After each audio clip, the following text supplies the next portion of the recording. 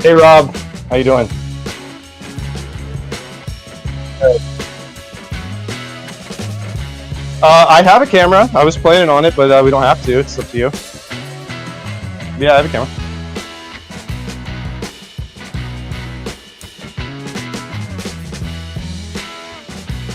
Okay, cool.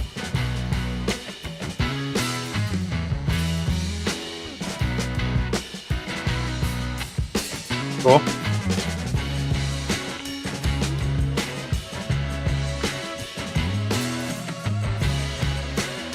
Cool. Yeah, no, that works. That'll work awesome.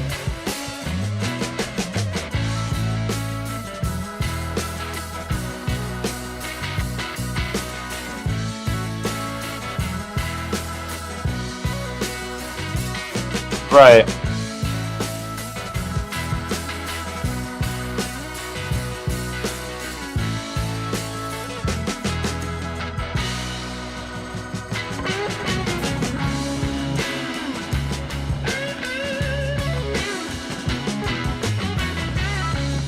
Okay. Well, I mean, yeah, I just started, so I've got my handle Pentuple Reel on Twitch, and I guess that's really all I've got so far. I'm on YouTube, but I'm not really posting there much, and like I said, I'm very new to this, so I don't even know what I'm here for, other than really to engage with people. So I think that's what I'll probably say for that answer. Is just I'm here to engage with anyone, and I was stumbled upon your Twitch, and it was funny because you were saying in the channel, you're like, if you have 2 followers and you want to reach out, I'm not going to big man you, and I was literally sitting there thinking like, I want to message this guy to just see if he wants to talk about some stuff. And it was funny. It was perfect timing when you said that. No, it was awesome. I really appreciated you reaching out and.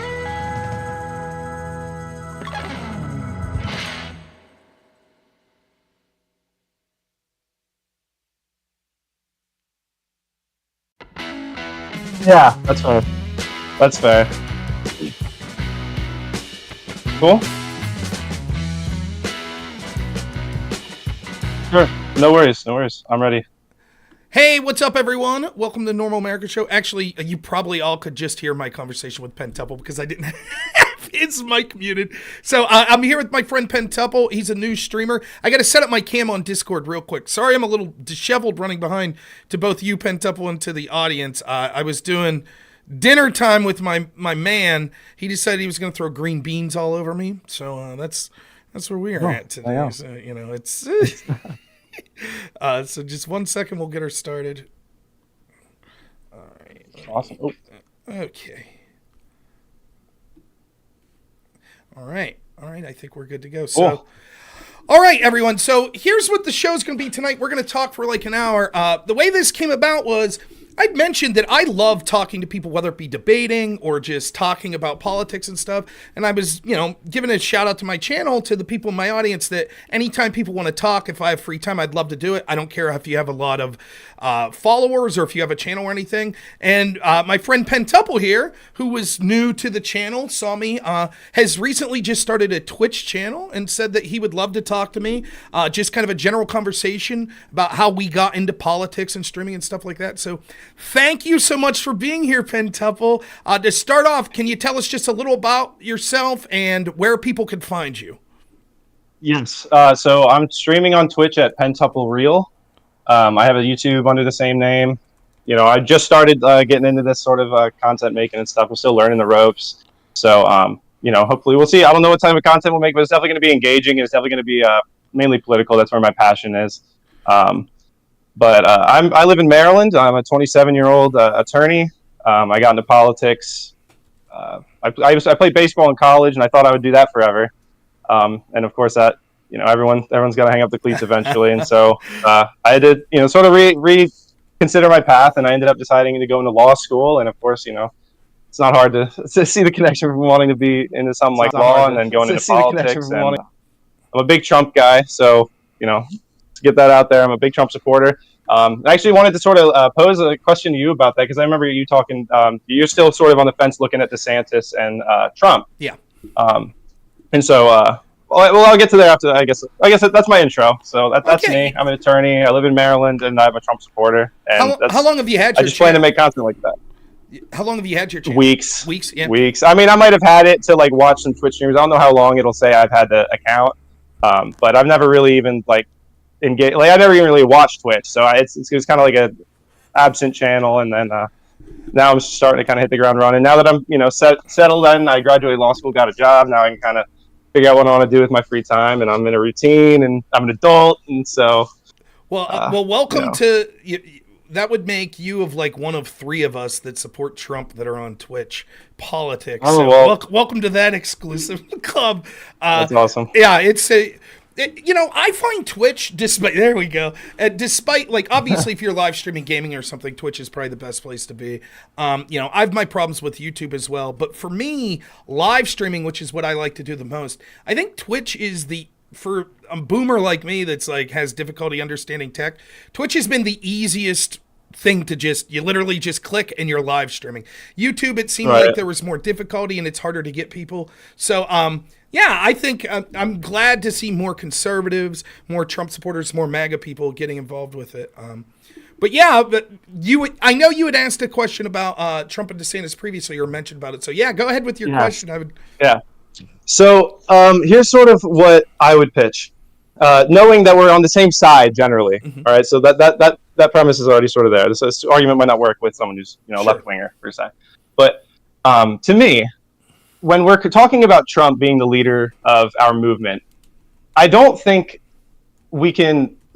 The reason I don't like DeSantis jumping is because I feel like we're in the middle of something. I don't think Trump's been AWOL for the last 3 years. The way I would describe it is like he's been assembling this Gatling gun for the 2024 election. Everything that we've seen Biden screwing up, all of these stuff that we're like, oh man, they better use that in their, political ads. I guarantee you, he's got ammo, he's got tricks up his sleeve for the next election. So I would pose, when it seems obvious that DeSantis' only path to the nomination is some sort of political interference with Trump's campaign, because I think it's fair to say, I agree with you that we should follow what democracy says, right? We should have a democracy. We should have the candidates out there. But I think it's obvious that our candidate is going to be Trump. And the reason I think that we should get behind him quicker is because I don't think it's advantageous for people in our movement to wait until the convention to start really getting behind Trump, especially with all of this, political attack that he's going under right now. So for me, it's like, I almost don't like DeSantis. I love him as a governor, and this is like a little bit confusing to people because I think he's a great governor and I like him politically. But as far as getting into the presidential race, especially at this point, I think I would like him to recognize the severity of this political attack on Trump, that we can't just move on and have DeSantis as sort of like a fallback. Mm-hmm. And so like I'm almost like desperately like we've got to get behind Trump right now. It's almost like we have to die on this hill in a way, because if they can eliminate our leading candidate, then I mean, sure, we can go forward with DeSantis, but it kind of says to me that we don't really have a say in who our candidates are. So I'll leave it at that, so I don't rant too long. No. But, I'm an expert at ranting too long, so I certainly don't mind it. So there's sort of two arguments to unpack there. The first is, I think what you're making is a good argument, and I think I would call it like a process argument. So it doesn't really have to do with if you got to pick, if like me or you was the decider and we literally got to pick the candidate ourselves, would Trump materially be better for the goals that I set forth? You may believe that, but that's not the argument you're making here. The argument you're making here is like, look, it's obvious that he's inevitable unless this contingency happens, which in that case, then we'll deal with that and we, whatever we could do. So DeSantis should back him now, which is a process argument. I think it's a persuasive argument in a lot of degrees, but I will tell you why my gut goes against that, because I think that the inevitability of Trump, I would agree with at this point. I would say at this point, there's an over 90% chance that the nominee is Trump. But as someone whose favorite politician ever was Ron Paul, I was incredibly frustrated to hear these were the exact same types of argument that I was told in 2008 and 2012, which was like, okay, you like Ron Paul. He clearly doesn't have a chance. So he should just back out and he should start supporting, who we think would be the best person with the chance. Well, do you think that was good? I guess, is it fair to draw the distinction that there was a path for Ron Paul that didn't include an unacceptable level of political interference? Because that's the only path that I think exists for DeSantis. Whereas with 2008, 2012, there was no situation for any of the candidates where it was, the only way out for them is going to be a political interference. Well, yes and no. You're right? So it wasn't like, well, Paul's only chance was if Mitt Romney gets indicted or something like that. But Paul, I will admit, I was in high school at this time, so you got a few years on me. So I'll defer to you for a little bit of this. I'm 39, so yeah, I'm like 12 years older than you. But yeah, I mean, I would argue that Paul probably had a reasonable chance had it not been for nefarious actions in the first place. Like, it is clear that the party was intentionally sabotaging him. And there's all kinds of there's actual questions about the legitimacy of some of these primary votes. Man, it's been so long since I've been looking through this stuff, but I remember talking about this in 2012.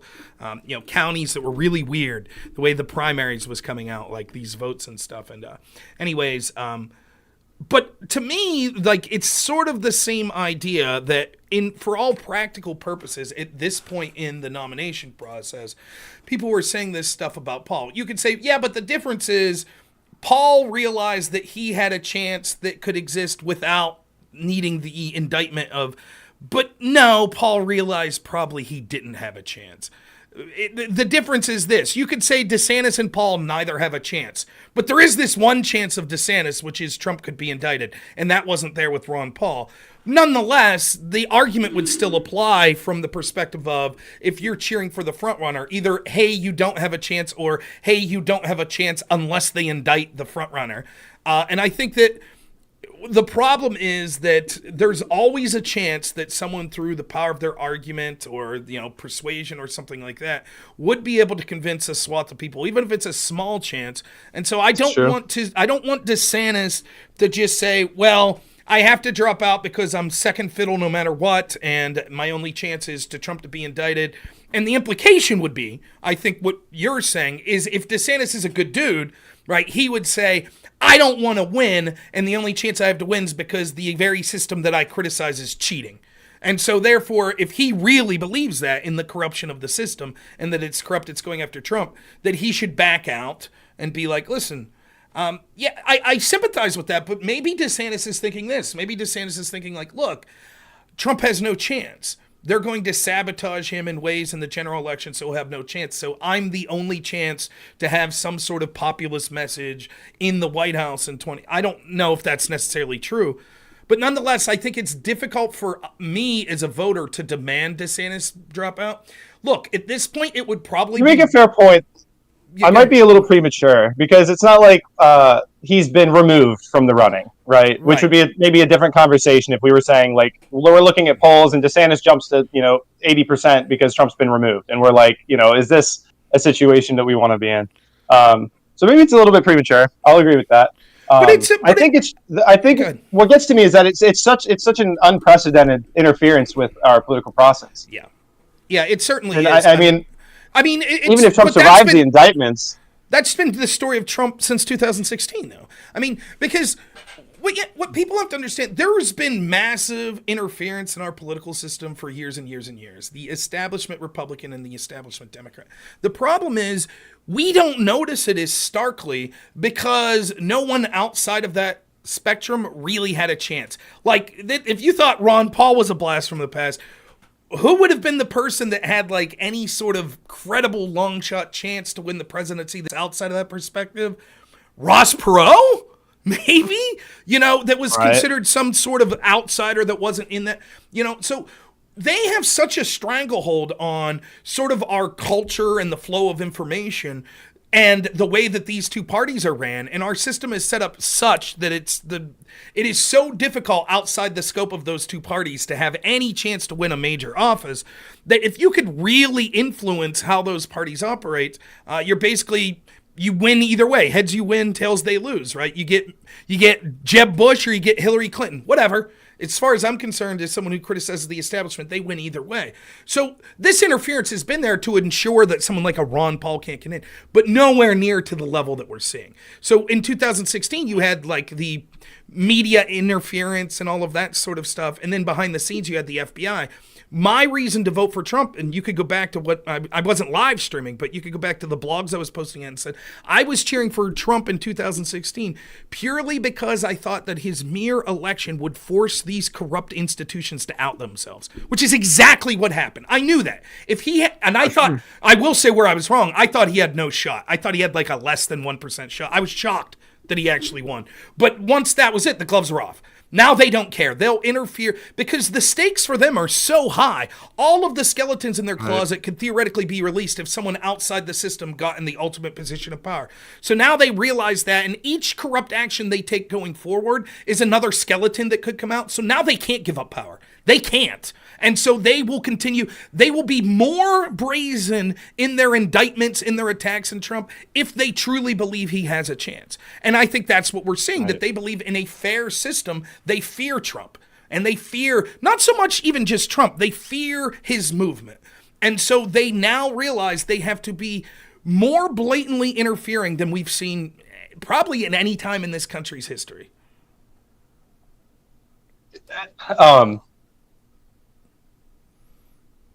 So I agree with pretty much everything you were just saying. I want to, it's a little bit of a side tangent, but with this is a argument I make to some of my undecided friends that are kind of sensing this anti-establishment energy that you and I have picked up and ran with, obviously in 2016. But a lot of people will complain and say they want younger candidates, right? Do you think that even though I know Trump is not a young candidate by any means, but I try to pitch to them a Trump 2024 win is a win against the establishment that will allow more outsider candidates in the future, which will allow younger candidates because they won't have to play favor to the system as long, right? Because a lot of the reason I think that we have old politicians is because they've got to work through all these levels of politics, right? So if we want to see a younger swath of people, I almost think Trump winning even over a younger Republican could be a better, someone who's truly an outsider, someone that political class truly doesn't want in. That'll give us way more of a pool of possible candidates. Yeah, I couldn't agree more. I think that's a great argument. And I think that, I would phrase it something like this. Did you ever hear people say diversity is our strength? Well, what do they mean, right? When they say that, they really just mean we want people that think like us but are different skin colors and different sexualities. But everybody thinks the same. Everyone has to be a lefter. The reason that theoretically diversity would be your strength is because you have people that think differently. Their ideas are different. So if I'm a corporate boss and I want to develop some new product, I say, I don't want 10 people that think alike, right? Would I rather have 10 people that think exactly alike but are gay, black, Asian, white, or 10 people that are all black, say, but they all think differently? Well, that's what I would want because they're bouncing ideas off each other and things like that. Similarly, why is it that we want younger people? Well, to me, the number one, there's two possible reasons. One, you think that people are impaired, like Joe Biden. You're like, they get so old, like they're like Mitch McConnell or Joe Biden. Clearly, Trump doesn't fall into that. I think Trump has an exuberance, that you could say what you could even, if you're someone who dislikes Trump, you could be like, he's an unhinged maniac, but it's not because of his age. That's just who he is. I completely agree. I think it's funny that people, especially people who voted for Biden, who voted for someone that they knew was visibly senile, are now saying we need to implement some sort of rule that won't allow them to vote for a candidate like that. Right. So I always love throwing that back, and I'm like, you're telling me that you shouldn't have been able to do what you did when you visibly voted for someone in that category. But I'll also say, to me, I agree. I don't necessarily think a younger president is better. Because obviously we don't want to vote for somebody who's deteriorating or senile. But to me, if I take a 45-year-old perfect presidential candidate, it only makes sense that even that perfect 45-year-old presidential candidate is going to be better at 55 or at 65 when they've got 10 more years of experience, right?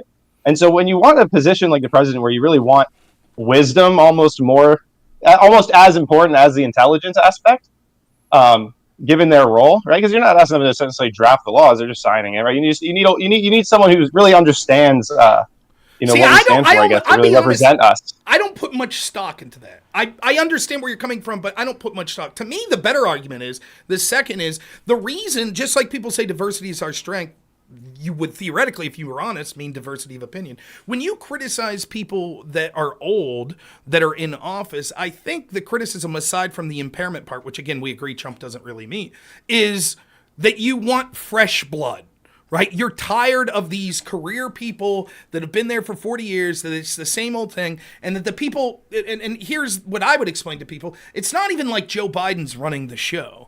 Right? It's these people behind. Right. It's obviously not. Right. So like when you look at Nancy Pelosi or Mitch McConnell, they've been there for so long. They have so many favors to pay back. They're part of this club. That's when people say, look, we need younger people. To me, that's what it is. I wouldn't care if a vibrant, like intelligent, articulate 70-year-old comes up and is articulating new ideas and ways to remove the entrenched establishment class. That would be fine with me.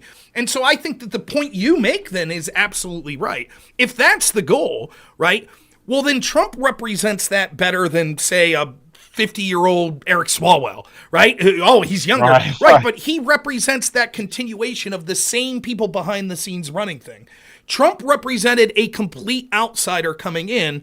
Now, unfortunately, I think he picked bad people around him, but that idea of him, right, we can agree on that. You know, an outsider, to me, would have, like you said, a better chance of newer people. And if really age is, for some reason, your arbitrary limit, well, there's a far better chance if we set a precedent of outsiders winning, of younger people and people like that actually being able to win. All right, what do you think about Vivek? I like him. I like what you know what's funny? I've heard him clarify how to say his name in two different ways. And I don't like. I've heard him say it's Vivek, and I've heard him say also clarify that it's Vivek, and I don't know which one it is. It's like, and I've heard it's hard to run with one. It's like, what do you call him? I call him Vivek, but maybe I call him both. But isn't that like Kamala Harris? Didn't she do that at one point? Kamala. I remember the weekend that everyone realized how to pronounce her name. Yeah, that was so funny. That was like, it was probably trending. That was such a, it was a moment in time. I gotta be honest. So I'll be honest with Vivek. He's saying the right things. If I knew nothing about someone's background and it was just candidate A, candidate B, candidate C, I think Vivek's winning hands down my vote, right, with the things he's saying. But you have to factor in two things. The first thing is, does he credibly have a chance? He probably doesn't, you know. And so at this point, you know, if somehow he would surge, and I felt by the time it got to the primary in Pennsylvania, and I know that's sort of contradictory to what I said about Ron Paul, but the difference with Ron Paul was there wasn't anyone remotely in his league. Like, there wasn't even anyone else that I would consider running. With Vivek, I could say, well, there's Trump, there's DeSantis, there's Vivek, so, you know, but the other thing to worry about with him is, he said contradictory things in the past, and is he just like, I can tell you right now, when I ran for Congress, I told people this, like, I would say stuff and I would know the answer. Like, I don't know what you think about gay marriage, but I ran for Congress as a Republican in a special election in the most conservative district in Pennsylvania. So when I would call the conferees, because it was a special election, it was a conferee process, and I would say, yeah, what's your biggest issue? And they were like, gay marriage. I 100% knew what they wanted me to say. I absolutely knew. But I told them the truth. I was like, I think the government shouldn't really be involved in the institution of marriage. But if they're going to be, then I don't think they should be allowed to discriminate based on adult same-sex preference. And people told me I was going to burn in hell and that I was terrible and this. And that's fine. But let's say that I was unscrupulous and wanted to lie to people. I'm smart enough and articulate enough. That I could. And that could be Vivek. That could be, he might have just tapped into the pulse of like, I see how to say exactly what people want to hear. Now, I don't know. I would still take a chance on, if it was Vivek versus, you know, Mike Pence, I'm voting Vivek all day, because even if I suspect... What about Vivek versus DeSantis, though? Because you think DeSantis has a better chance going into the general is the reason, I presume? Yeah, I just don't think... I think that if that was the only reason, I would still probably go with Vivek, but I'm still not entirely convinced that he's not just telling me what I want to hear. And part of that's unfair because he's newer and I didn't know much about him.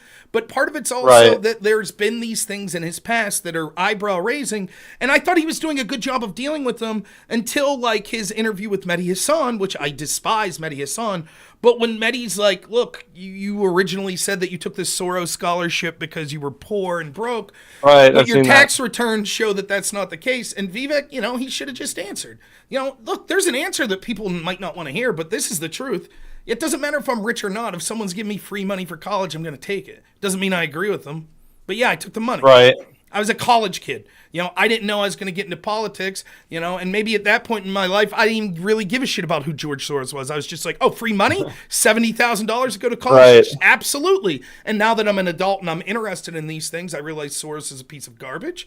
But it's an interesting question anyways, because you probably, like me, distrust certain institutions. So, like, I would distrust, 100%. You know, like George Soros opens, like, if I'm running for Congress and George Soros looks at me and says, hey, Rob, I found found a way to legally, within the process, give you $1 million, will you take it?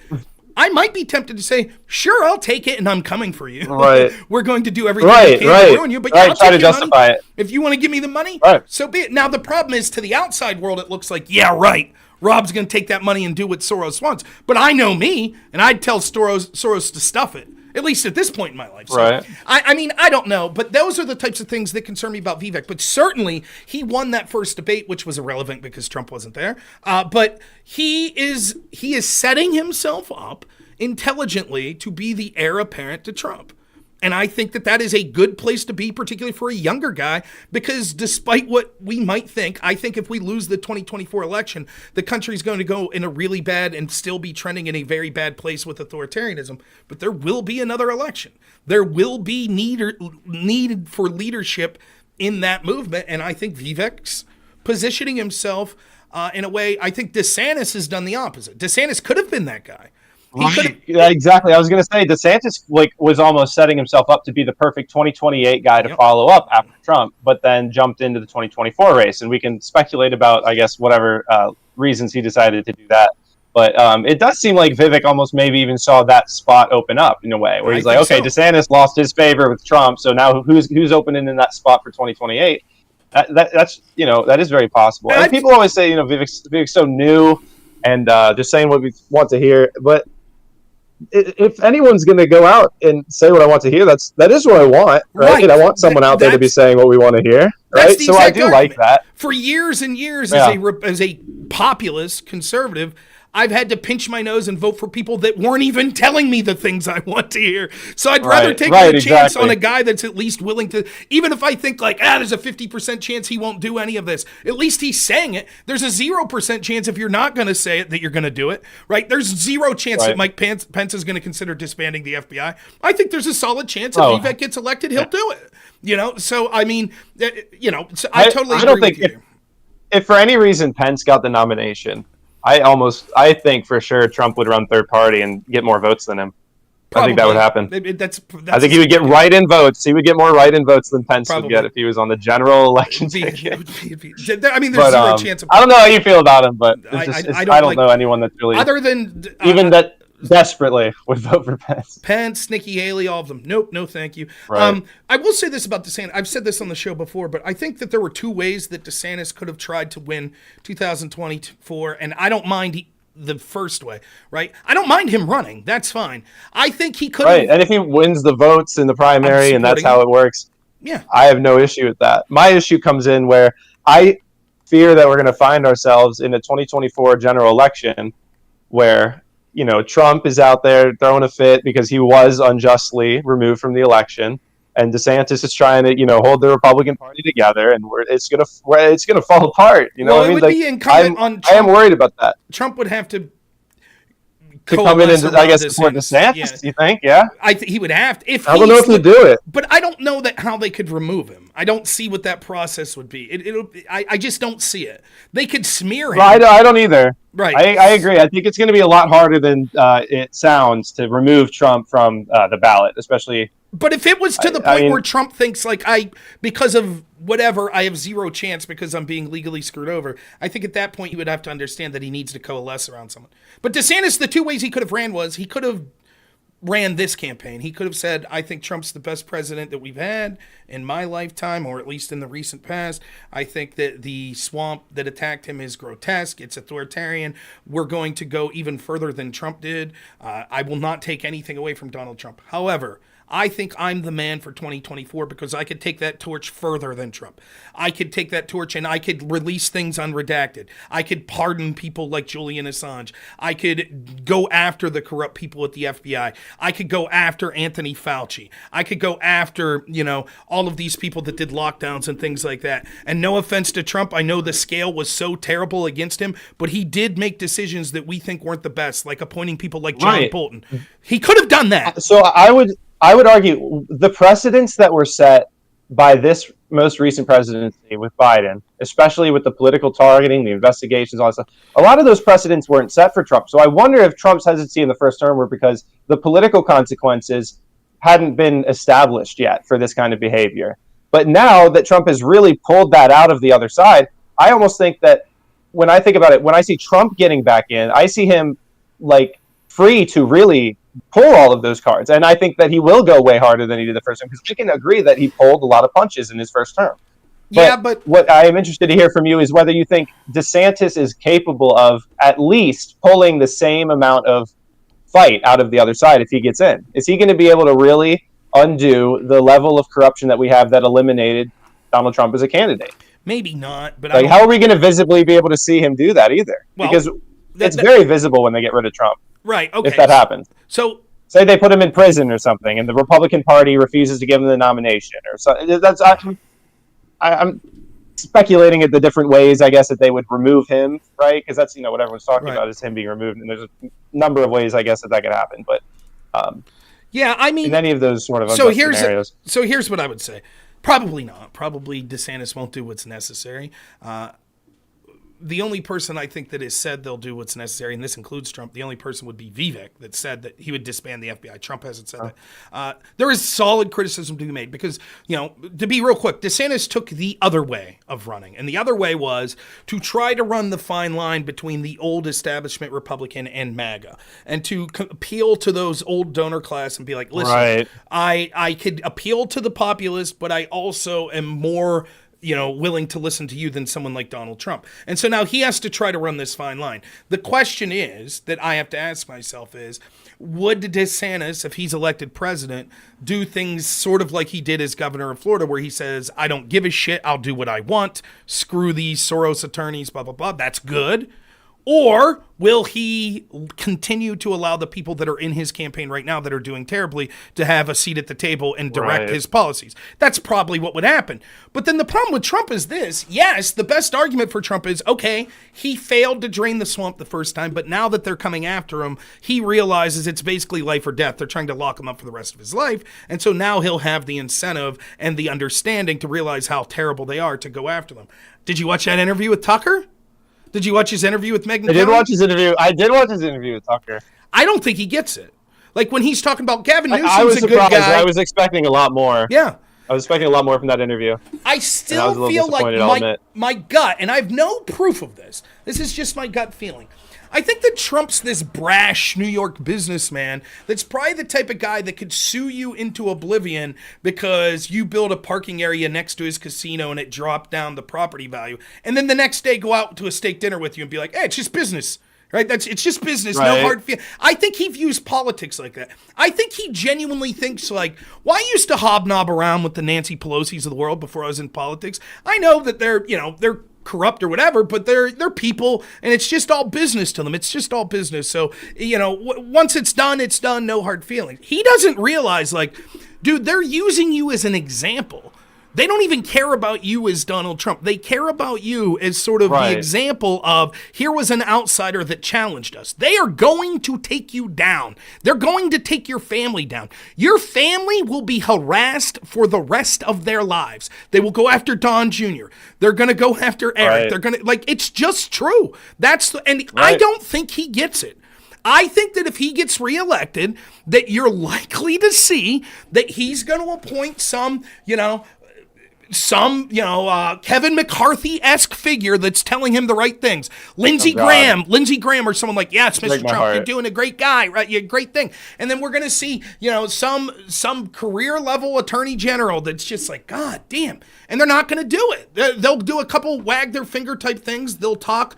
And then what's crazy? The economy will do good. Our foreign policy will be much better. Things will still be much better than they are under Biden, but none of that corruption will stop. The corruption will just pick up. Now, I could be wrong, and I could be wrong about DeSantis, but that's currently what I'm evaluating. Do I think that the negative of DeSantis surrounding himself currently with people I think that are shit and of the donor class, do I think he could overcome that and tell them to kick sand if he's elected? Versus, does Trump actually get it this time because last time he didn't?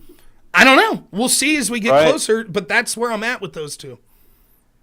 Yeah, no, I as a Trump supporter, a Trump voter, and someone who's excited, because I see him as what you and I are describing with that big issue with corruption, right? We're seeing like what we really want, because I'll even say, for me, it's not about Trump personally. He's just the leader of the movement that's fighting against this establishment and the corruption that's in there.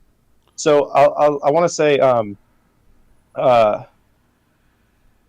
No, I don't. Well, I want to ask you this because you made me think about this when you asked about the Tucker interview. Do you think that if Trump wins, that he'd get assassinated? Do you think they'd go that far? It's possible. Because do you think that he is, I believe, our best chance at fighting this corruption, even on any level? He might fail. I'll admit that. He failed his first term, right?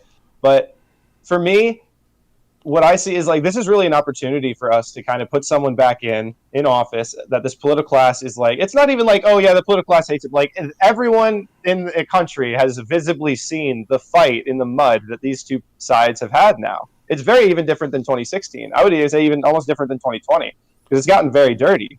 So it's so difficult. It's difficult to even talk. Let's say we don't get Trump in. What's the other maybe non-presidential politics path to trying to get at this corruption? Okay, so that those are two. The question of assassination, right? Right.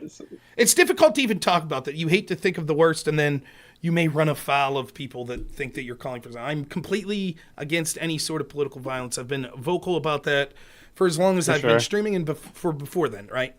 There's two types of assassination, right? Right? There is some crazy unhinged lunatic that's not like directed by some higher power, but it's just had it beaten to their head that Trump is a Nazi authoritarian that tried to steal the country, and Trump wins and they decide, they're going to take matters in their own. That's obviously a possibility. I mean, I guess you could say that's a possibility with Biden as well, though it'd be far less, because I think that, in my opinion, that it is so obvious that the far left is. Well, there's that second level. There is because killing Trump, they might think will actually kill off the movement. But if you kill Biden, I mean, like we agree that but an unhinged person's unhinged, right? But yeah, you're absolutely right. But so then there's the second level. Like, would they assassinate him? As in institutional powers or establishment? It's difficult to say. I think that. Obviously, anything's a possibility, but I'm not putting it as something that I'm really concerned about, and it's for this reason. Did you ever watch? I love the movie Gladiator. Did you ever watch the movie Gladiator? I haven't. I'm not a big movie buff. Oh my gosh, it's a great movie. And there's a scene. Is this something I should put on my list? You put it on the list. Gladiator, great movie. Russell Crowe. All right. But there's a scene where he's a general. The emperor gets murdered by his son. The emperor's son knows that.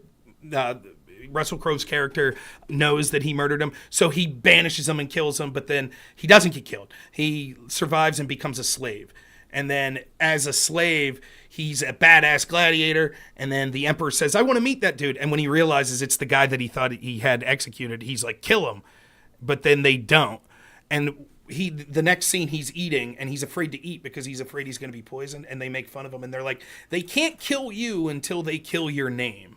And that's the truth, right? I don't know how effective political assassinations in our country are anymore, because what would it accomplish, right? If Trump would be assassinated, if Trump wins, it probably would aggravate. It would balkanize. Sure. Everyone that's remotely a Trump or a MAGA person is going to balkanize it like fucking crazy, right? Then there's going to be a bunch of people that may otherwise not have liked Trump that are now going to be like, look, the insane, unhinged rhetoric from the media about Trump caused this shit.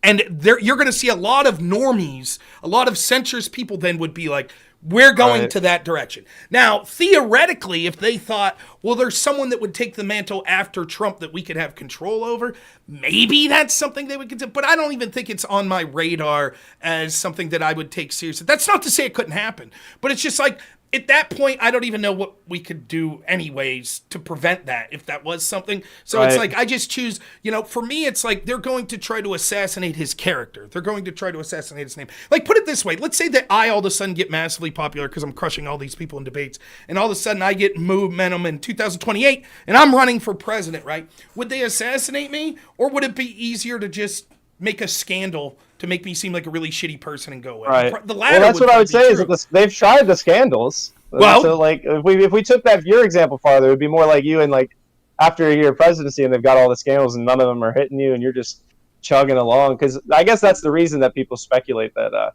Well, it's certainly like, look, it's uncomfortable to talk about. And the problem when you talk about something like this is there are people like I was talking to this left-wing streamer Destiny for the last 2 days. And I think I'm doing very well outlining the case of Joe Biden's corruption to an audience of thousands of people that have never heard this. And I think based on the reactions from what I'm seeing, I'm doing a very good job on that.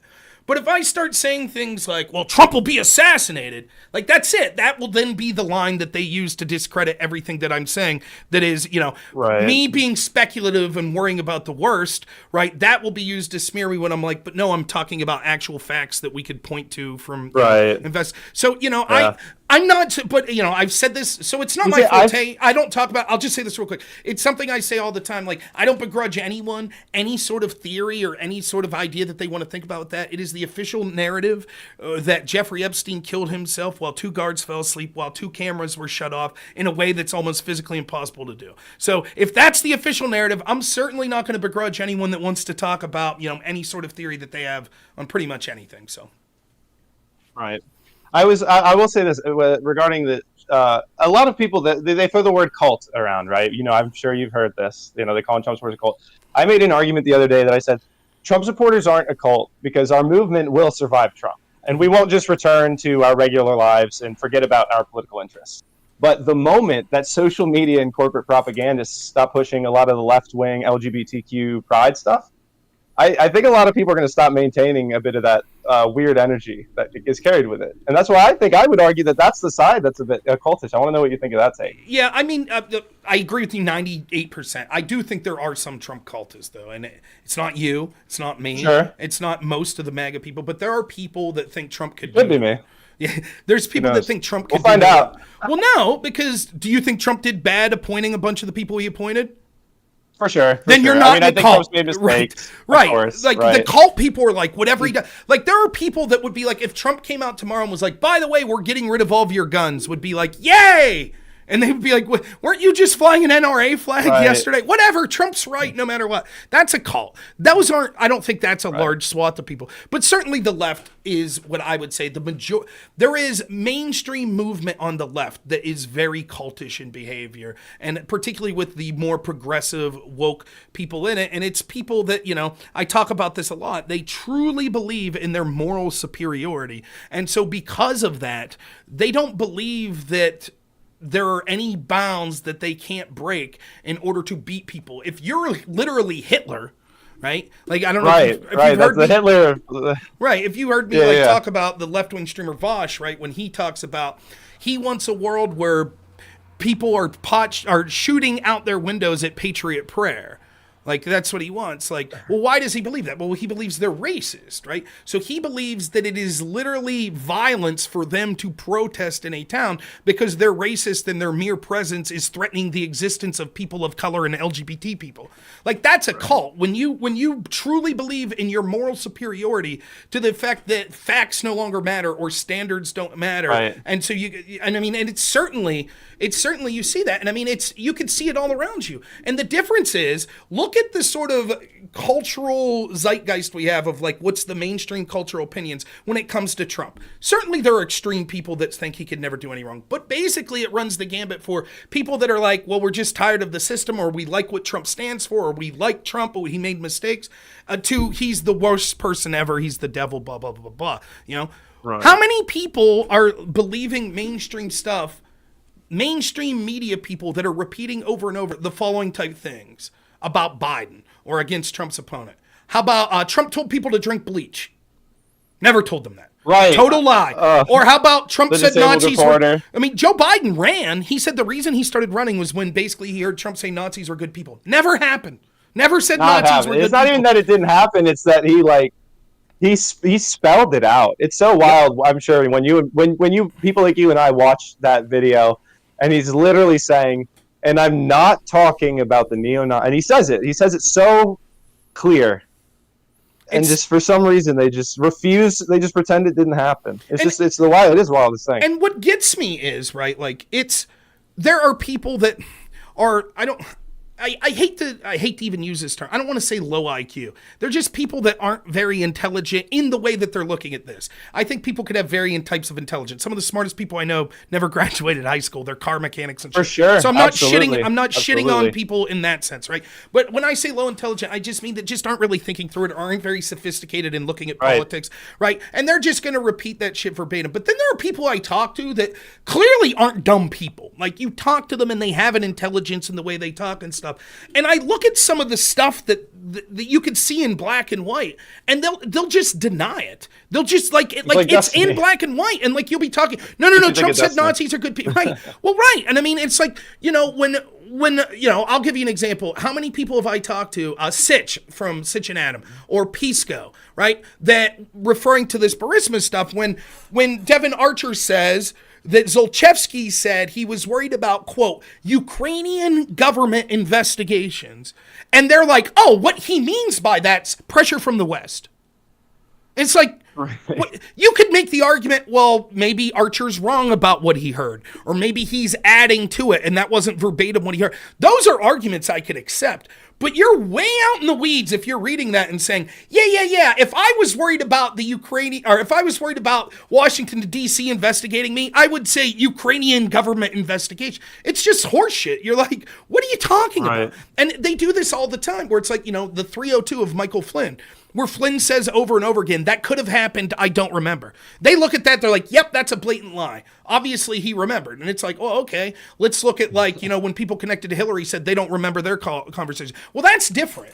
That's absolutely different. Right. Or you can't read into the intent of Joe Biden. Well, that's true, but you also can't read into the intent of Donald Trump. Yeah, we can. We know what his intent was. And it's like, right, of course. That's cult-like behavior where it's like you are so partisan. And the reason I say cult-like instead of just partisan is because it doesn't stem from thinking my side's right. It stems from thinking Donald Trump and his supporters are the most evil people ever. And so, therefore, that's it. And so, therefore, they could throw everything out the window. And people that you rationally could have talked about civil rights, civil liberties to 10 years ago, and been like, look, we can't have overarching police authority. We can't have the FBI spying on presidential candidates, blah, blah, blah, blah, blah. They would have said, absolutely, totally agree. They throw it all out the window. I mean, the best case I could make for this, and again, I'm a little older than you, I remember in the aftermath of 9/11 in the Iraq War, the most vocal anti-war people were on the left. They were in the music industry, they were in Hollywood, they were in colleges. I was in college as sort of a libertarian right-winger, and the only thing my left-wing friends liked about me politically was I would go to all these marches and rallies and protests that were anti-war, and I hated George Bush, and now those people are the most pro-war people I know. Right? They're like, you can't question the CIA. You can't question the FBI. You can't question the generals that lied to Trump to keep troops in Syria. Like, how else can you explain that other than it's just a cult of personality? And it's not a cult of personality in that, like, oh, you like this guy. It's the opposite. It's a cult of personality in that you hate him so much that you will believe anything. The people that you lifelong hated, that you lifelong distrusted in the CIA, you are willing to ally with them because you have bought their propaganda that this guy, Donald Trump, and his supporters are the most evil people that have ever walked the world. That's how they could say with you with a straight face, like, well, January 6th was worse than 9/11. How could you say that? I'm actually I live in Maryland, right? So I'm not far from DC. And I'm not going to throw my loved ones under the bus, but two people that I know and love went to DC with a bus with our local Republican club to DC on January 6th. And I can assure you that if these people had any idea or plan that there was going to be an insurrection that day, they wouldn't have basically packed lunch and planned to be home by 4. Right. Well, you remember, other than that, what's the other incident? Charlottesville, right? I remember reading accounts because when Trump said there were good people on both sides, everyone shit their pants. Who would be a good person siding with Nazis? And it's like, well, the New York Times had an article about some of them. It was like these basically school mom type ladies that were just like, we respect these statues. And then when they showed up, they were like, oh shit, like these are bad people on our side. But they still were there at the protest saying they weren't Nazis. Right. Like if you would have told them beforehand, by the way, some Nazi's going to run over some lady in his car, they'd have been like, oh shit, no, we don't want any part of that. And so, yeah, you're absolutely right. But they have to, those are moments. That's their, that's the moment their Reichstag fire, right? That they'll coalesce around. It justifies. I have a pretty good example. I went to the inauguration in 2017 for Donald Trump, and I vividly remember this at the time. And you can actually still look it up online and find it. And I make this argument whenever the topic of January 6th comes up, because we'll talk about in a second about what people wanted on January 6th, right? Like why they were frustrated with Mike Pence specifically and all that, and what that crowd wanted. But when I was at the inauguration in 2017, I vividly remember there was a movement at the time called Disrupt J20. And the entire point of the movement was to go create chaos in DC enough that they wouldn't inaugurate Donald Trump on the 20th. Yeah. Right. And well, so I almost, it's like, how is it possible that, I mean, there's articles about it. You can find it on Wikipedia, Disrupt J20. I mean, this isn't like a fringe secret. This was a very big thing at the time. I actually went alone to that inauguration because the 3 friends that stayed overnight with me the night before decided they didn't want to go because of all the stuff online about, all the violence and stuff that people were planning to engage in at the inauguration. I went literally by myself to watch it, and it's beyond me because how is that not incitement? We never heard anything about that. That was just normal politics, and I don't even think that's the same energy as on January 6th, where people were asking Mike Pence just to not sign off on slates of electors. And we don't have to dive into that rabbit hole if you don't want to. I think the request on January 6th wasn't insane and totally ridiculous. And I think Mike Pence did have the personal legal power in his position to not sign off if there was questions of fraud. One of the hypotheticals on the legal side is, what if Mike Pence knew there was fraud? What if there was visible fraud? There was for sure fraud. Does he then have the power? Right. And even people then said legally, no, he doesn't have power. How is that the legal argument that he's just a figurehead who has to sign off even if there's fraud? So, and of course, you maybe know this already. They changed the rule after that. So the vice president doesn't have the power anymore. They basically affirmed that he did have the power afterwards. It's a difficult thing. Honestly, with my distrust of the government, only makes me question the election even more. The heaviness with which they treat questioning the election, especially after we spent basically my entire political adulthood of awareness questioning elections. Well, there's so much to say about that. I'll just say this because we don't have all night, so I'll say this. To me, it seems obvious that, I don't want to put it that way, the most likely scenario to me at this point is that the Democrats continued to set up dominoes, hoping that Trump or Trump supporters would act poorly. That way they could then justify their authoritarianism. They could justify saying, oh, look what happened, therefore you can't ask questions about the election. Oh, look what happened, therefore you can't have protest. And to me, I think that the interview with Tucker Carlson with Captain Sund, who is the captain of the police, the capital city police there, it is not only is that interview staggering, it literally responded to the initial questions that I had. I had said first and foremost, because we already had an FBI investigation into people surrounding January 6th, what was the point of a January 6th committee? I said, if you really were going to have a committee to answer questions, here's 2 questions that need answered. What is the deal with the pipe bomb? That's serious. If that was a Trump supporter, that's dead serious. It really is. I'm not making that up. If we were to find out, I haven't even heard about that, to be honest. Oh yeah, there was a pipe bomb the day before, and it's a big deal. And if we were to find out that was the Proud Boys or the Oath Keepers or some other Trump-connected group that did that, that's an absolutely big deal. But the problem is they're mum on that. The details are and when you start to look into the details of the pipe bomb, it's really, really effing. Oh, honestly, I think the fact that I haven't heard of that, and I'm obviously engaging in this sort of discourse online. It's out there. If that was a shoe-in thing, that would be everywhere, though. Well, right. Well, the pipe bomb. We would be looking like January 6th. People would be using the pipe bomb as the example. Well, they do. Right? It's out there a lot, but they don't have any facts on who did it. Right. So that was the first question. But the second question that I think is relevant to our discussion here is, if it's true that we could see through all of these trials of the Oath Keepers and the Proud Boys, that FBI informants were embedded in those groups and contacting the FBI before January 6th, telling them that there was about to be an insurrection. Now we just had emails come out from Mitt Romney where he said that he was talking to high-level people at the CIA on January 2nd, that Congress people's lives would be in danger. If that's true, why wasn't there adequate security there January 6th? That either means one of two things. Not only adequate security, why were they walking around, what was his name, Jacob Chansley, is that the name? Is that the right name? Yeah, the guy with the QAnon shaman guy, right? Yeah. There's a video of them escorting him, walking him around into the Senate chambers. And the big thing about the Capitol building is it seems to me like the doors were opened by somebody. The doors were open. People walked in because they saw open doors. When we see the Kavanaugh clips of them banging on the Supreme Court doors trying to stop his confirmation, I just ask you, if the doors had opened there, do you think they would have been like, oh no, we're above this, we're not going to rush into it. We've been banging on this door. To me, I think that there's there's something going on. They open the doors. I think there's that Ray Epps thing is interesting because he's whispering like, hey, let's get over this fence, and then he doesn't get the charge. And there's my own representative Jamie Raskin is like, leave him alone, whoever he is, and it's like I don't know what to make of it, man. It's like it seems Raskin's like it's terrible, almost certainly. Well, but let me steel man the other side for a minute here. I do see a reason. Sure. If you were outgunned, maybe that's not the best word. If you're outmatched and outnumbered, if you're the Capitol Police, right, and you start to see that there's violence going on and you're going to be overwhelmed, you may consider opening the doors. And I think that is part of what happened. I do think that there's undoubtedly that there were people engaged in acts of violence and things like that. And that could have led them to open the doors, which is unfortunate because then if you're just someone that sees the doors open and them waving people in, you walk in. Should you then be punished if you weren't there for the violence and stuff? You think that, no, I don't think so, But to the point I was talking about there's only two possibilities, right? Either the FBI didn't tell the Capitol Police and didn't tell the National Guard that there was about to be an insurrection, or they did, and the Capitol Police and the National Guard refused to act.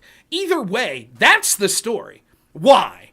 Why, if you thought that there was about to be this violent movement that was going to kill Mike Pence and kill Congress people and literally overthrow the government, isn't that of all the times? We've seen massive security outside the White House, like when it came to BLM protest and when it came to all these other things. But at this time where they had evidence that there was about to be an insurrection and they didn't have security. And then when you hear Captain Sun talk about it, he's like, it was so weird. And every time there's going to be a protest in D.C., we have these big intelligence briefings, these cross-intel agency briefings, but there weren't any that day.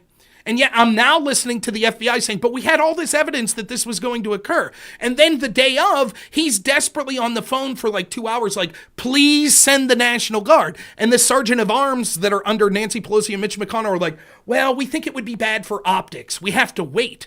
So if they were really concerned that this was a serious attempt to overthrow the government, why the fuck would they be waiting? And the truth is, well, what was the result of this? And I say this all the time. Did this insurrection impede the Biden presidency? No. In fact, it benefited him tremendously because it allowed him to issue authoritarian policies to literally censor people that wanted to do things like ask credible questions about the election. All of it is based on that event. And that's why they have to censor any conversation of it and demonize everyone and send people to jail for 17 and 22 years. Because that moment, if it would turn out, if we would find out, like, wait a minute, there was some real shady shit that went on here at the part of the government, then all of the dominoes collapse. And the same is true with the election. If we found out that even one state, even if it was just, say, Georgia, even if, and I'm not saying this is the case, but hypothetically, if we found out that the Georgia election was reversed, that actually Trump won Georgia, all the house of cards falls. Even if it wouldn't be enough to switch the election to Trump, because then all the bullshit about the most secure election ever and you can't ask any questions, all of that's out the window. So they have no choice but to double down. So they're like, well, now we will make it so you can't even question it. You can't ask any, and like you said, it's the reaction that's more telling, right? They didn't say, I've said this, I don't know how many times on my channel. Here's what they could have said. Listen.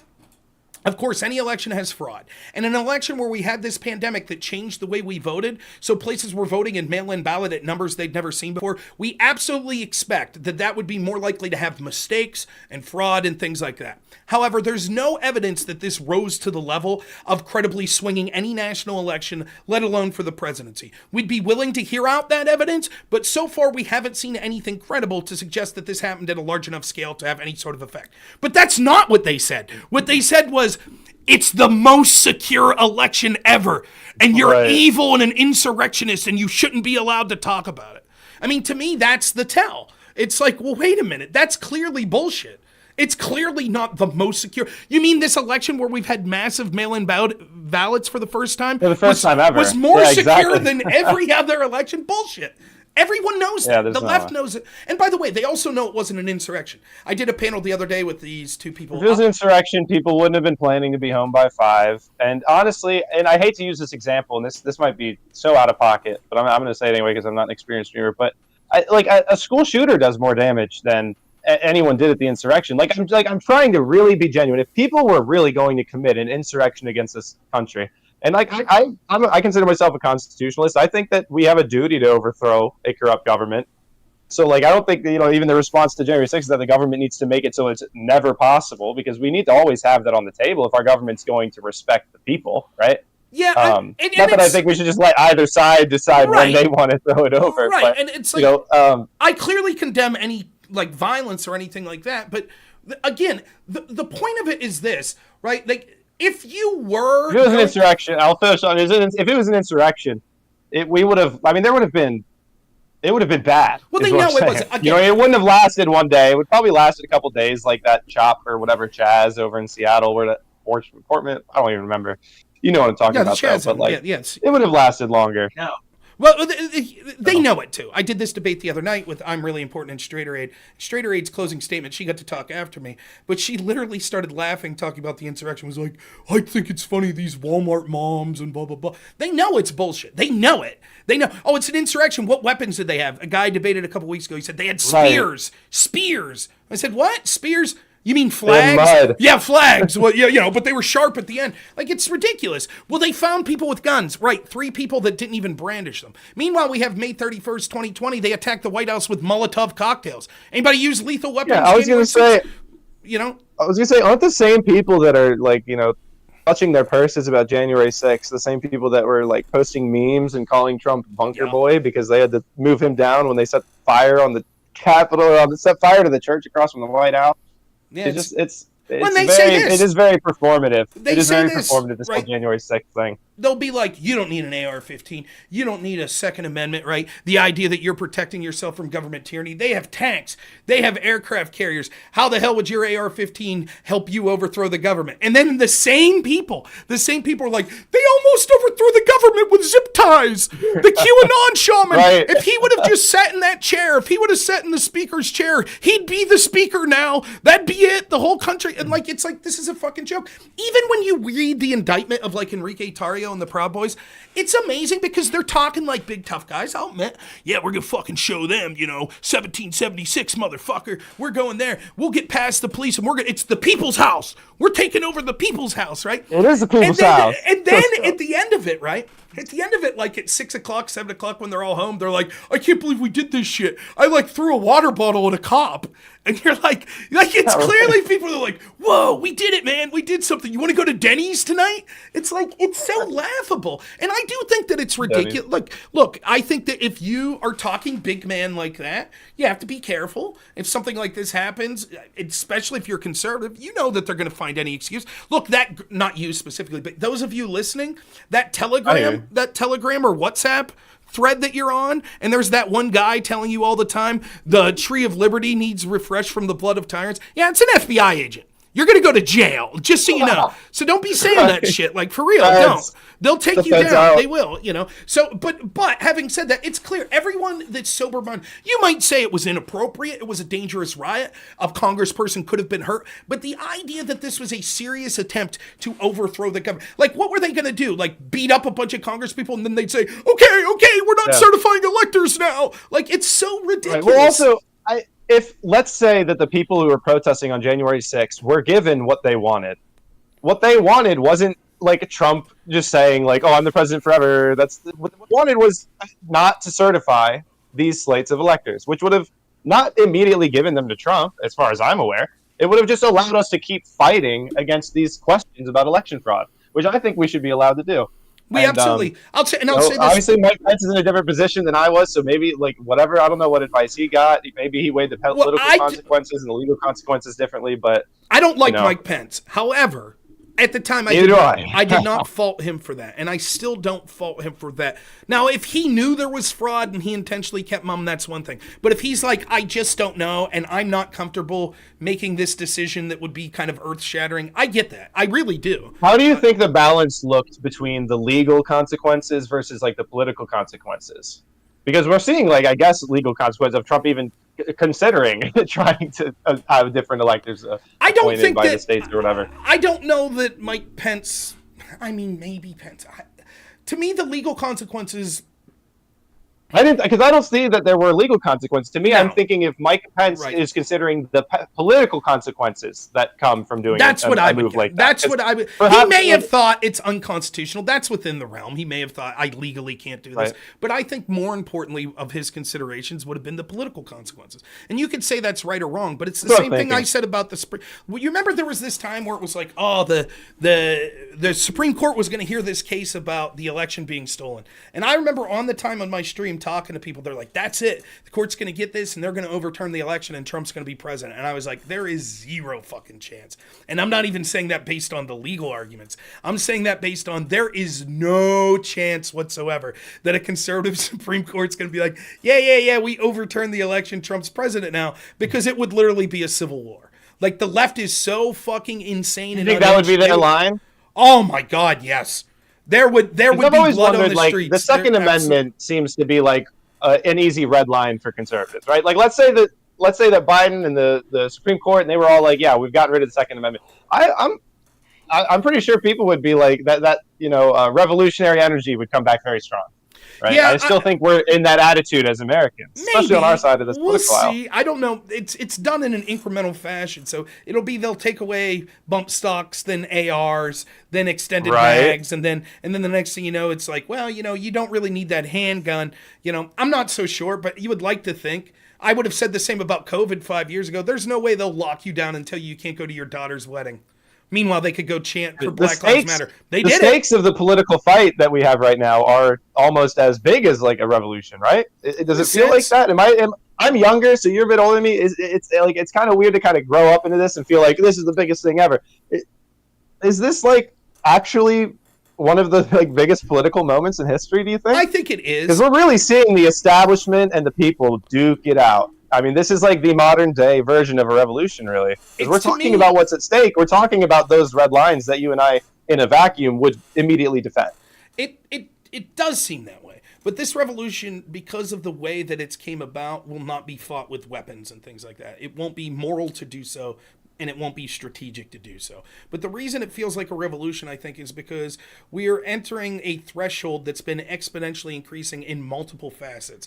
In the trust of these institutions, it's less and less every day. In their grasping of power, in the size of the government, right? The government is so massive now, it's ridiculous. But also in the shit that we see culturally, right? Like, this feels like what it must have felt like when Rome was at the last days, where it's just like where the shit that we're believing. I mean, again, I don't know how else to say this. There's this Dennis Prager interview on Bill Maher. I don't know if you've seen this, where Prager, this is like from 4 years ago. And Dennis Prager's like, for God's sakes, they're saying men could menstruate. They're putting tampons in men's rooms. And Bill Maher and all the leftists laugh their ass off. They're like, that is ridiculous. No one's saying that.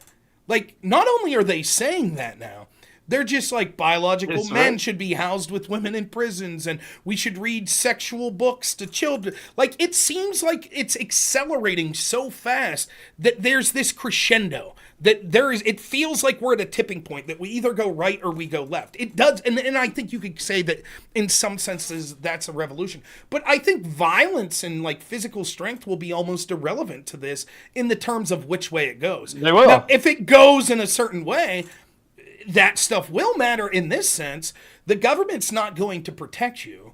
It's not, right? It's just not. You see the case of Daniel Penny in New York, where you see a thug beating people on a subway and you try to intervene. You see what they'll do to you.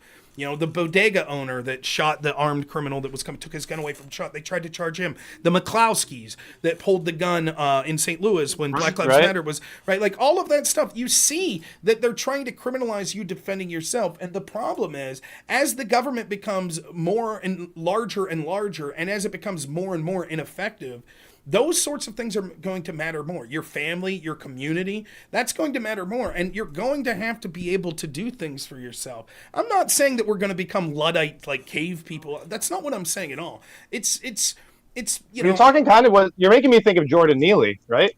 Is that fair to say? Yeah. Did I say? Yeah, Jordan Neely. Yeah, that's right. And to me, it's almost there. I love my dystopian novels. It's almost more Brave New World than 1984. Where it's like, the downfall will be celebrated by the majority of people because we'll be so drugged up and entertained, and it won't be the boot on our neck necessarily. It'll be us placing the boot there ourselves because we're so willing to accept it. We're so fearful of stuff, and that's not to say there's not a lot of stuff in 1984 that's true, but for me, I've been reading the Gulag Archipelago, and it reminds me so much of the Soviet Union and what what Solzhenitsyn's talking about there, where there's just this. You wake up one day and everyone realizes, like, wow, these lies have been so blatant and so massive, and the whole house of cards just fell almost seemingly at once. That's what it feels like. It feels like they're priming us for a world where we'll own nothing and be happy. That's what it really feels like. And eat insects. Yeah. Right? I don't know that the election of Donald Trump solves it. It may not. I have more hope. I agree. It doesn't. It certainly doesn't immediately solve anything. Correct. And Trump could, even with his greatest effort, still fail to deliver on what we're asking of him, right? It might be impossible. So but here's the thing: are you? It might be impossible. That's the worst thought in my mind. Is that this is we're already so deep that it's impossible. But that doesn't mean. What does impossible mean? See, I'm not black-pilled. First off, I like when my back's against the wall. I feel like that's when I am best, right? So, like, I'm always. One of my favorite. You enjoy the fight because I will say it is exciting to be in the side of politics, right? I love this. Are you having more fun now or than when Trump was president? What would you say? Because I know things aren't necessarily how we would want them, but when Trump was president, it was more fun because it was funny, right? It really was. That's true. Oh man, it was if great. He wins again, the memes are going to be. Yeah, meme war is going to be back. Yeah, it was great. But there's this show I like, Meat Eater, and it stars this guy, Steve Rinella. He goes on like hunting trips, and in one episode he talks about he shot a deer and it didn't die, and so he's stalking it, following the blood trail, and he says, "I'm pessimistic with my mind, but optimistic with my feet." And that's how I would describe myself. In my head, I'm always like, this ain't going to turn out well. But what he means by with his feet is he keeps walking, right? He keeps taking action. He always assumes there's hope. Like, I'm going to find this deer. And that's how I look at it, where, if I'm honest, I'm pessimistic that we will have a chance to win the 2024 election. I'm pessimistic that even if we did, that there would be change that would stop the inevitable. But I'm also optimistic in a lot of things. I'm optimistic that people are waking up culturally. I'm optimistic that people are waking up to the ineptitude and the corruption of our systems. I'm optimistic that people are getting more directly involved, like in their kids' schooling and understanding the importance of their rights and things like that. And that change, look, how did we get where we're at? We got here through one step at a time, through decades, through generation after generation of indoctrinating kids in school and massive expansion of the government and using things like the entertainment industry to influence culture and things like that. That's how we got here. There's no easy solution. It's going to take decades to claw ourselves out. So in the immediate term, you might say black pill, but what's the black pill? I have a 2-year-old son. You want to know the truth about my 2-year-old son? There's going to be a lot of crazy shit that he experiences growing up, right? But if he commits himself to hard work and to not a perpetual victimhood complex and to being a decent person, he'll be a king amongst men. Because we're training entire generations of people to be perpetual victims. So if you are a person who's willing to go the extra mile, that's willing to fight, and I don't mean fight violently, I mean fight in how you take actions and stuff for causes you believe in, you will be a king amongst men. And so, like, it's all in how you look at it, right? It's like, this is such an interesting way to look at it. There's the libertarians I talked to, they pointed me to the direction of this guy. He's black-pilled, and his recommendation is radical self-improvement. Lose weight, read more, improve your life spiritually. And that stuff always matters more. It really does. At the end of the day, we're all going to die. And I don't know if you're religious or not. If you're religious, then you'll meet your maker, and that will be your ultimate judge. If you're not, and even if you are, your other judges are yourself, your family, your loved ones. I'll die knowing I did the right thing. I wasn't a shitty person. I made mistakes like anything. I have regrets. I obviously do. But when it was unpopular, I said what was in my heart, and I tried to do what I thought was best for my family and my loved ones and the people of this country. And I could go to bed happily knowing that at night. These people that cheer on this authoritarianism, that, live with this Trump derangement syndrome, do they look happy to you?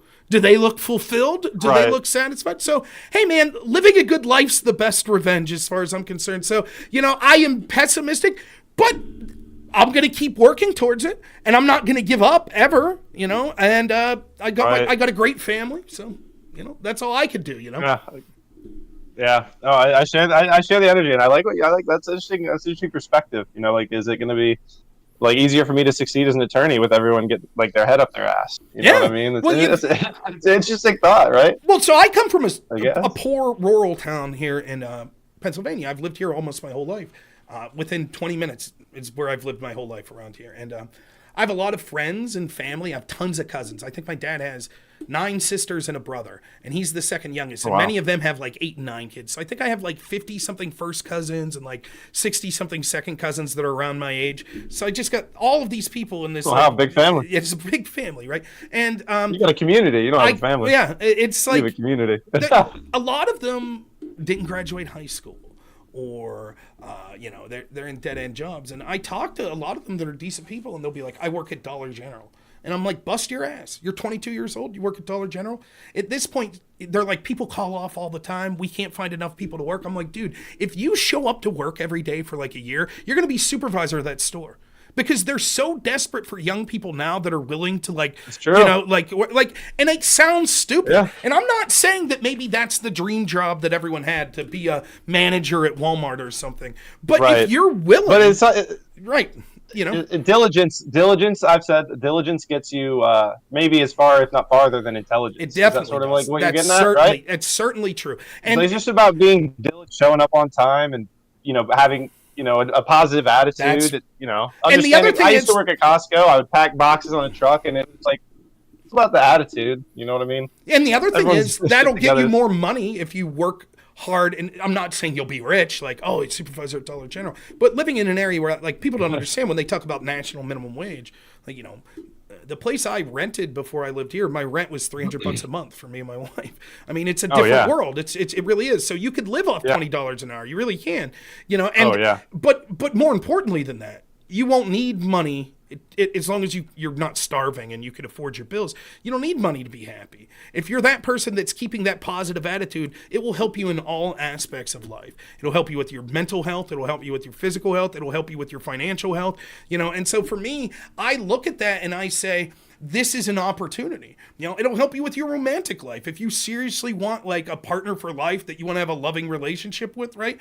A world where all of these people are either pickup artists or basically incels, a person that's truly a good person that's following a moral path with a positive attitude, you'll probably find someone. At least you have a better chance of it. So, to me, it's not a reason to get depressed. I'm one of the happiest people you ever meet. I come on here, it's cathartic. I come on here and I rant and I rave about the corruption and the culture and stuff. And then I end this and I go watch Ratatouille with my son. That's what I was doing before I came up here, picking green beans out of my hair that he's throwing. I love it. I think it's the happiest I've ever been in my life. Now, I did still prefer Trump in office for the jokes.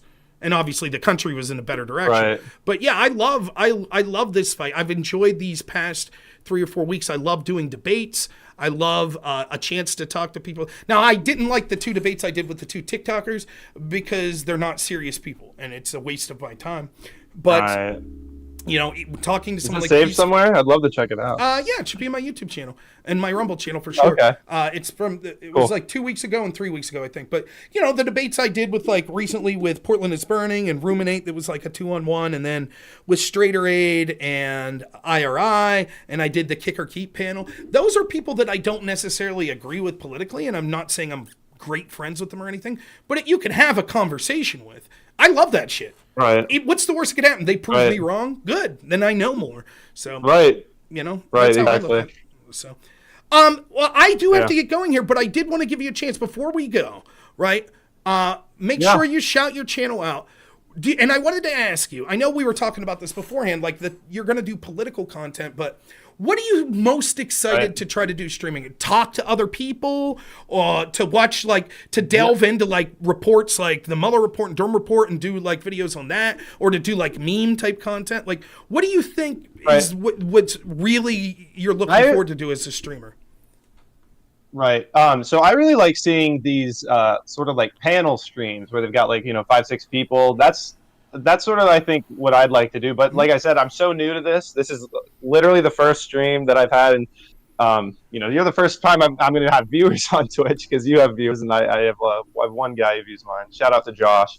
But I'm here because I'm passionate about politics. I know the election season is coming up, and I'm finally in that sort of like I was saying at the beginning of the intro, I'm sort of like in that phase of life where I'm kind of able to get in my own routines and stuff. So I've got this nice little setup for streaming, and I'll go wherever the path leads. I'm not going to pigeonhole myself, I guess, but I think right now is just talking with people, like people like you, and even people on the other side, and just engaging about different stuff.